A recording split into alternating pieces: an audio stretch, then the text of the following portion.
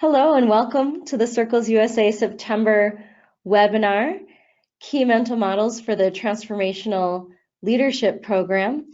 And I'm sure you all know from working with your Circles chapter and working with your community how important it is to shift from being transactional to transformational. So I'm super excited today to have Scott Miller, the founder of Circles USA, with us so we can discuss being a transformational leader and trying to get our heads wrapped around what that means. And as usual, this webinar is being recorded. So it will be shared on FreedCamp in the sharing webinar folder. So you can catch it later if you want to see it again. And if you have any questions, you could throw them in the question area on the sidebar panel. Or at the end, you could perhaps raise your hand or type in other questions, and we will take questions at the end. So at this point, I'm going to turn it over to Scott Miller, the founder of Circles USA. Hi, everyone. As many of you know, and some of you may not know, Circles was originally called Move the Mountain Leadership Center, and it was started in a program out in Iowa called Mid-Iowa Community Action. I got involved with this work back in 1983, and this slide right here on poverty management describes what I experienced in the first day of working with people who were coming to me for financial assistance. The assignment was give people some $50, maybe $75 towards some problem that usually would have cost about $400 to fix, and then refer them over to Salvation Army to see if they could match the $50. And then after about 5 days of this, and I had spent all of the money that was assigned for the month, I thought, what is going on here? Where do I refer people to deal with these problems? Because just sending them over to Salvation Army when you're hearing about a $400 or $500 problem, to put 100 towards it doesn't really do anything. And we were seeing people over and over again, and I just had the sense that there's something wrong with the system. So back in '83, I had these ideas that we need to get intentional about getting people out of poverty, and ran across this group, Mid-Iowa Community Action, that came into Columbus, Ohio one day and said, you know, we've got hundreds of different funding sources trying to pay for different programs, and none of it's adding up to get people out of poverty. So we got intentional, and they started a program called Family Development, which moved around the country, and I brought to Ohio. That was great. The only thing about the Family Development Program was that at the end of the week, the only people that really knew what was happening with the family, this social work program where people were coming to the homes and getting into a relationship with families and then helping them broker the system. The only people that knew about this were the caseworker and the supervisor. The community never really got any smarter about poverty. And it was a small pilot program in the midst of this ocean of poverty management stuff. So when I talk about transformational leadership, I'm talking about the kind of work that leaders have to do to create a different system.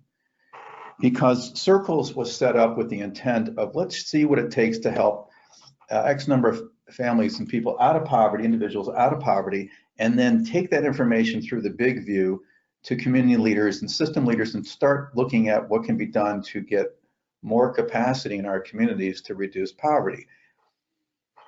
In a poverty management system, most of the money is coming down through these silos into government agencies and into community-based organizations. And then you've got transactional relationships that are on a clock with specific requirements of what they're trying to do in order to give people random, short-term, and pretty much unreliable services over time, as most of us have encountered.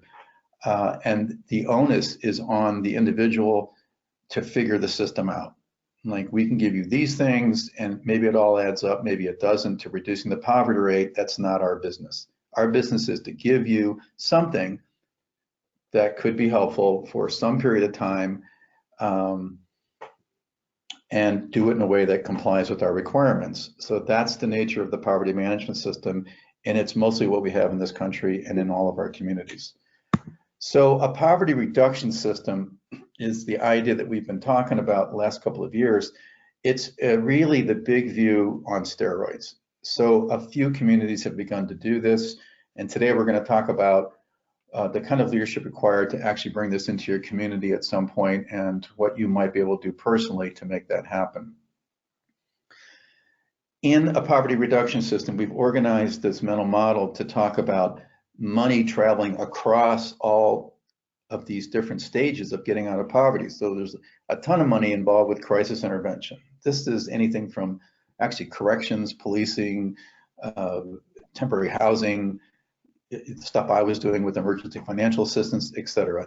Moving then over to stabilization, which could be considered Medicaid, food stamps, more permanent housing assistance, et cetera. Then readiness for the workforce, which of course is very different in every community, but there's certain soft skill training and other kinds of career development work that people are doing to get ready for the workforce, then getting placed and then getting advanced. But when you look at our organizations and our communities, and I've been in enough communities to see the trend, most of the money is being spent on the front end of this process with crisis intervention and stabilization, and then it keeps looping. And people are frustrated because they get into the workforce and it's then they encounter the cliff effect. Now the cliff effect is there as an administrative convenience. We have these stabilization programs being run by different agencies, and then they put their own particular customized cliffs on it. And they're not accountable to getting people out of poverty. They're not accountable to reducing the poverty rates. They're accountable mostly to complying to requirements that have been layered on and layered on over time. So in a poverty reduction system, one of the first things you're going to encounter is the cliff effect, which is why Circles first identified the cliff effect as a big deal, because we were one of the few programs in the country trying to help people through all 5 stages of this work to become economically sustainable. So another way of looking at this is you can, in these poverty reduction systems, we're working with leaders now to talk about anybody who's working with families in poverty could be part of a poverty reduction team. Circles is a poverty reduction team. Circles can be accompanied by a habitat team that wants to do poverty reduction work and wants to keep a relationship going with the family through all these 5 stages. And they can refer into Circles, or they can set up Circles themselves as a location under a chapter. But there are ways now that Circles informs all sorts of people about how to use social capital to get the support people need to move through all 5 of these stages. The intent here is to, from a Chamber of Commerce point of view, to increase the number of qualified workers. In other words, places where, and many of you are living in these kinds of places, where there is a shortage of qualified workers. And you could see the cliff effect, for example, is one way that people aren't qualified. They can't take the job or the raise or the extra hours because they're going to lose too many subsidies without having enough money to replace that basic need. Other people have other issues going on around childcare, transportation, et cetera, that make it impossible for them to really be an eligible job candidate. If we build these kind of systems, the idea is that let's try to reduce the poverty rate by 10% over 5 to 10 years in some geographical space, so we can see what that actually takes, what that will require of a community to do something like that. We currently have 3 communities that are starting these poverty reduction labs, with a 4th one that's laying the groundwork as well, but I'll mention these 3 right now. In Price, Utah, in partnership with Arrive Utah, the folks there have had a Circles chapter for a while now and have been able to reach out to other community leaders to start this process of creating a poverty reduction lab. At the conference, there will be a breakout session where these different programs will be speaking to what they did to set the stage for this, what they've learned so far, what they would recommend to other communities if you're thinking about doing this. In Cambridge, it's a Dorchester Community Partnership is a county planning entity. And so what's interesting about the mix there is that it's the Chamber of Commerce, Economic Development, Community Action.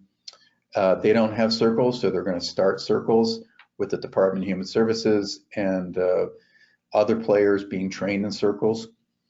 But they have 800 jobs they're trying to fill, and they only have 700 and some people on unemployment, and maybe 4,000 altogether who are not working between 18 and 64. So they have a desperate need to get jobs filled and are going to be very creative, I think, in figuring out how to support people all the way to advancement so they have good jobs and are out of poverty, and these jobs are being filled that the employers would like to have to keep their businesses going.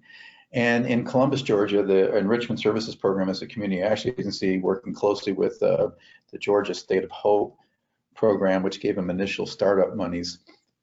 This is a large community action agency with Head Start and Early Head Start, and they have created a service integration model with United Way and other players at the table here, which is exciting. And again, they'll be sharing more of that at the conference.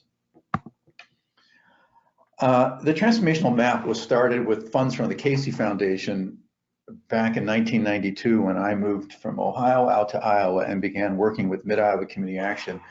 We enjoyed a 12-year relationship with the Annie E. Casey Foundation. We worked with literally hundreds and hundreds of nonprofit leaders with this particular model. So let me just quickly run through this.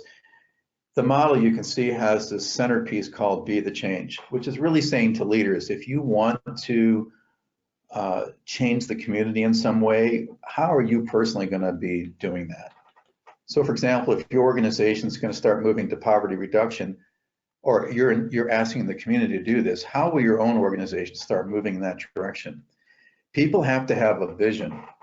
It's why I feel when we locked on to the idea of reducing the poverty rate by 10% in 10% of the United States counties, which is 300 of the 3,000 counties, our vision became really clear to others who were going to invest in us or consider being one of these places or wanted to partner with us to expand.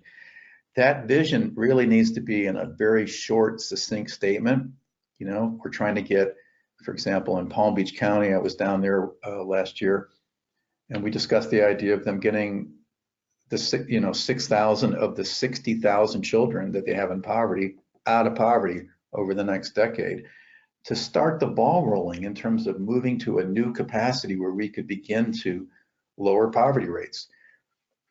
So the vision is important, and leaders spend a lot of time talking to people about the vision in what we call the alignment process, aligning the stakeholders.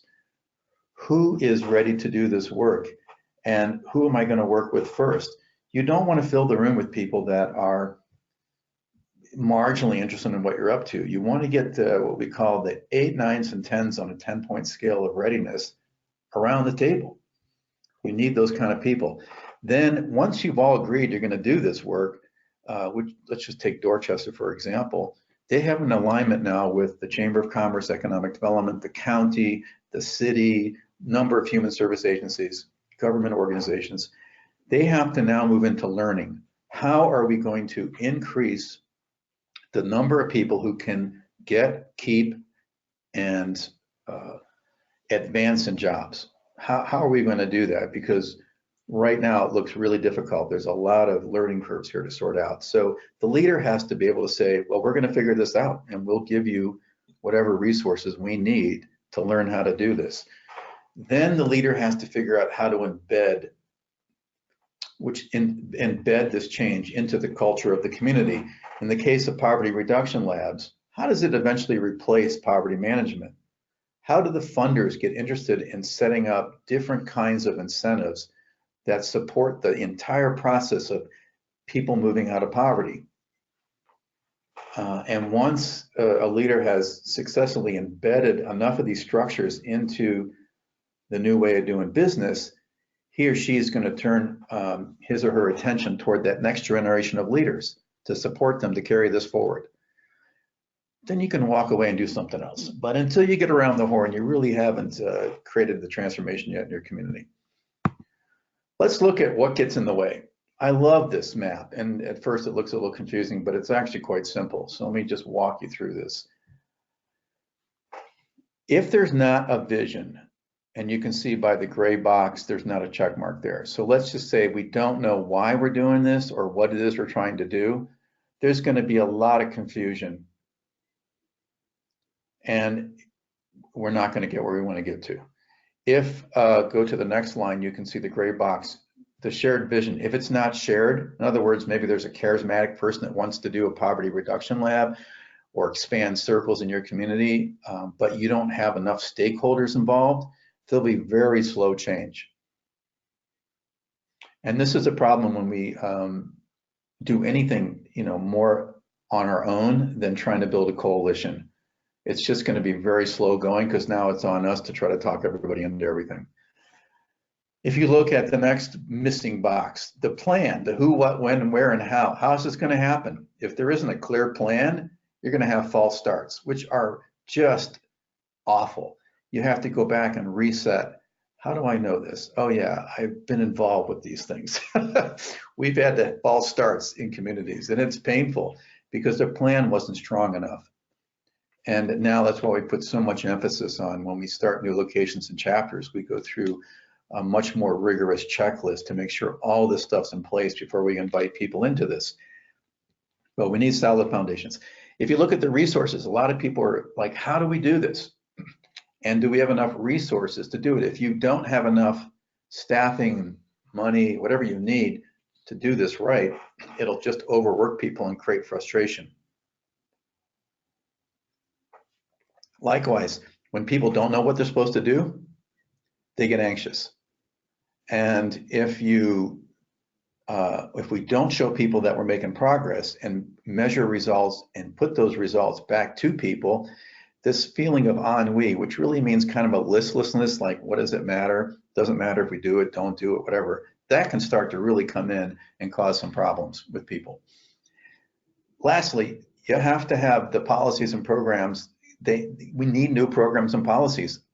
One of the things that we notice in circles is if you don't get yourself embedded into United Way funding or state funding or have a strong donor program, you can be at risk of going away because you're not embedded in the routines of how money is raised and how staff are paid for in a community. And then again, if you're like me and you don't want to keep working for the entire rest of your life on this, and I might, but not at the same level, you have to have new people around you who can lead. So I do a lot of my work now just supporting this next generation of leaders to keep this work moving. Okay, that matrix you can use backwards. In other words, you can just see your coalition and ask, how are we feeling about things? And if any of those red bar feelings are showing up, you can go back and say, hey, wait a minute, do we really know what we're doing, with who, and how we're doing it? Do we have enough resources? One of the things I'd ask you to think about right now is, what are those non-negotiable values that you hold that nobody could ever talk you out of? Here is the list that was just updated by the board of directors at Circles. There's no way that we're going to get talked out of the idea that everyone deserves to be respected and that we're in the business of setting up supportive and accountable relationships. Accountable means that we're using SMART goals, we know where people are heading, and we're asking about how that's going. We are creating both long-term personal and long-term systemic change. We're not in the short-term random business. This is not another poverty management program. We are fostering empowerment everywhere we go. One of the things I harp about all the time is not letting anything get staff-centric. How are people getting into these resource teams and doing their thing? How are you supporting people to lead? How are you delegating, making sure that really are empowering people to make their own decisions as best they can to get things to move more quickly? And we're engaging both individuals and communities all the time. We're not just doing a program with 10 people, we're engaging the community through big view processes about what we're learning. One of the things that we've taught in the Transformational Leadership program is that changing the mindset is the most powerful thing that we can be doing. Circles changes mindsets. It changes the narrative. It tells stories. The culture of poverty is filled with these transactional relationships and prescriptive tactics that are just managing the problem for the most part. I mean, it's not, I don't want to be too black and white about this. I think that, yes, poverty management mostly does that, There are some people getting out of poverty, obviously, even without that being the intention of those programs. They do put it all together and get where they're going. But the majority don't, which is why our poverty rates have stayed pretty high and pretty much the same for decades. The culture of prosperity requires more transformational relationships, the real stuff, heart-to-heart stuff, the available to you when you need it kind of stuff. That community's got to own these solutions. They can't be prescribed from above or beyond. And we've got to lead change. We can't just manage this problem.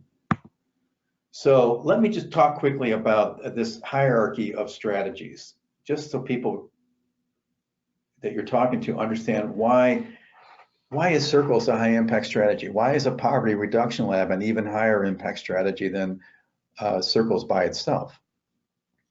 High impact strategies affect the way that people think and believe. That changes the goals of the system. So for example, in the late 90s, we were trying to change welfare in this country. But when you asked yourself, what was the mindset behind that change? It was welfare is bad and we want less people on it. It wasn't, we got to help people the idea wasn't helping people out of poverty. It was getting the welfare rolls to come down. And so the goals of the system were reduce the caseloads. And the rules of the system supported that goal. And it diminished the ability of people to self-organize. They were just kicked off and they had to figure out something else. So if we had said the mindset is to reduce poverty, that would have changed the goals of the system to show that the poverty rate was coming down, and the rules of the system would have changed dramatically. We would have never had the cliff effect. Heck, if people were paid, if these government agencies paid themselves or were paid to get people moving out of poverty, and you've got so much money as people hit these milestones, the cliff effect would be gone next Tuesday because you can't get paid with it. Medium impact strategies is how we communicate information to people, checks and balances, the reactions to whatever's happening in your environment. And really low impact stuff is just doing things that have nothing to do with reducing the poverty rate, for example, telling people we're taking care of the problem when in fact we're just enabling more poverty management, and feeling really, really busy.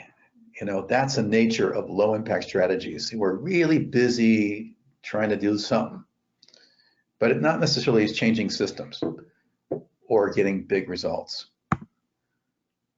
So this is a general model we all know about our resource teams. When we think about, is a chapter ready to do something like a poverty reduction lab, one of the things I'm looking at is, are all 5 of your teams up and running, and do you have leaders in each one of them that are taking charge of that team, or are staff doing a lot of the work? And then I ask myself, is there a leader at this chapter or in the agency that is hosting the chapter that can lead, spend enough time on a poverty reduction lab? Or can we hire someone? Do we have enough money in this community to hire someone to really lead? One of the things that I like talking about with Circles is that a poverty reduction lab would start showing these kind of results across the community. You would add up all these poverty reduction teams and say, as a group, what kind of earned income increases are we getting with how many people? And I just want to point out that it correlates with the amount of social capital people are going to have. When you look at the size of people's social capital networks, at intake it's 1.38, it bumps up to 3.4 in 18 months. So again, going back, you can see that 18 months, we're already at a 78% increase across all the chapters in the country. And then it really zooms after 4 or 5 years. Well, you can't even stay up with people 4 or 5 years with data unless there's some sort of relationship built. That's why transactional relationships are never going to be able to show this kind of longitudinal data. And a poverty management system can't really produce this kind of this data, but a poverty reduction system can, because it will have in it allies, peer-to-peer stuff, social capital. So one of the things I want to point out now is that being the change we want to see happen is really starting to get super clear about, am I really spending the time, if I run circles, am I really spending most of my time working with leaders who are doing the work, so that I can turn some attention now to getting the system leaders around the table? Or am I in a partnership with somebody who can do that kind of work? But how am I functioning in order for this change to happen in my community? And the box on the right is to remind us that we got a comfort zone, and this is not where it's happening. It happens where we're getting uncomfortable. So one of the questions to ask yourself is, are you a visionary, a facilitator, or a practitioner? Let me just describe these again. This is in the hands-on training manual, but for some who haven't been exposed to that, the visionary is somebody who just says the impossible is completely possible. I fall in this category. I'm always saying, you know, we can and we should end poverty. I just know we can, because we've got ATM machines in Disney World, and we've got all sorts of cool stuff all over the planet that we've created when we wanted to. And we've never really said, let's end poverty in this country. We've never really said that. When it was stated in an objective out of the Johnson administration in the 60s, the Vietnam War happened and distracted everybody from this goal. So we've never really, quote unquote, waged the quote unquote war on poverty. Never. The facilitator is listening to this vision and saying, okay, I could take this possible idea and make it more probable. There's a lot of people in circles that are in this particular role. You are able to listen to the visionary, kind of put up with that conversation at 30,000 feet, and then quickly start talking to people who are practitioners about how we might start doing this. And the practitioners have to have them. You have to have all three of these roles in a community, but they're going to take that probable thing and make it more predictable. And so who are you? Are you the type of person that likes to dream these big dreams and start talking about, let's do something impossible? Are you the one who will support somebody who wants to be like that? Or are you making sure that the stuff works? Again, all three are really critical. In order to do a poverty reduction system, a lab, you have to have all three of these personalities involved at the get-go. The last slide I really want to talk about before we open it up for more questions is our storyline. How are we talking about things in our community? If we're saying, you know, this is the hardest place on earth to do anything, and all of it's, we're just going to do the best we can, but we have hardly anything to work with here. That's what you're telling people, and that's what you're creating for a future story. And you're going to want to prove that to be the case. But if you change that story and say, you know what, we got a lot of strengths in this community. We're going to look at it through the filter of what assets do we have to work with here. It's strength-based, the same way we would approach families. If we approach our community with the same attitude, we're going to talk a different story. And it's critical. People are listening to the story. I know we can end poverty in this country. I've never equivocated on that for 1 minute in the 20-some years I've been talking about it. So I just keep at it. I keep at it and keep figuring out, how can I keep talking in ways that would attract more people, coming up with more solutions to begin the end of poverty. So why don't we pause here and take responses, questions, comments, and see what you're thinking. Thanks, Scott. Courtney, our wonderful data and technology guru, will be with me checking out the questions box. So if you have any questions or comments, you could type them in the questions or the chat, or you could be bold and raise your hand and dialogue as well. So we'll just pause for a moment to see if anyone has something to share or ask. I will say that if you do have some interest in the Poverty Reduction Lab, we are going to provide a book at the conference. We'll have the book on transformational leadership, which will discuss the beginnings of the poverty reduction work that we're starting to do, published and online probably in the next couple of weeks. But we are going to give people free copies at the conference. So you can read up on that slide deck in more detail if you like, and start talking to some of the people that are doing this if you're planning to attend the conference. And if you can't make the conference and you're interested in this conversation, let us know, and we can set up at some point a sharing with the people that are learning how to do this. I know it's come up a lot for me as the Chief Learning Officer. This is Kamatara. When I've been talking to the chapters, that oftentimes it comes down to leadership and being able to manage, to work better, more effectively with your team, to work more effectively with the community leaders, and to work more effectively with the circle leaders and allies and the bevy of volunteers that you have to make this work. Sometimes we have to deepen our capacity. So I really appreciate the mental models to be able to see things in a different way, to say things in a different way, and to do things in a different way. Because we all know that definition of insanity. If you keep doing what you've always done, you keep getting what you've always gotten, and if you expect a different result, you're a little bit crazy. Well, let me reach out to Courtney. Do you see any other questions or raised hands, Courtney? I don't see anything yet. And feel free, everyone, to use any of these slides you like to. I think they're going to be up on. I don't know, actually. This gets shared in FreedCamp. There's a place for the webinar itself and a place for the PowerPoints. Okay, so they can just pull slides off of that. Well, it looks like we've covered the subject well enough for now, this introduction, and happy to talk more later with anybody. Just let us know. Well, thank you so much, Scott, for joining us today on the September webinar for Circles USA. Thank you for everyone who attended and took time out of your day to learn about transformational leadership. Have a great week, everyone. Bye-bye.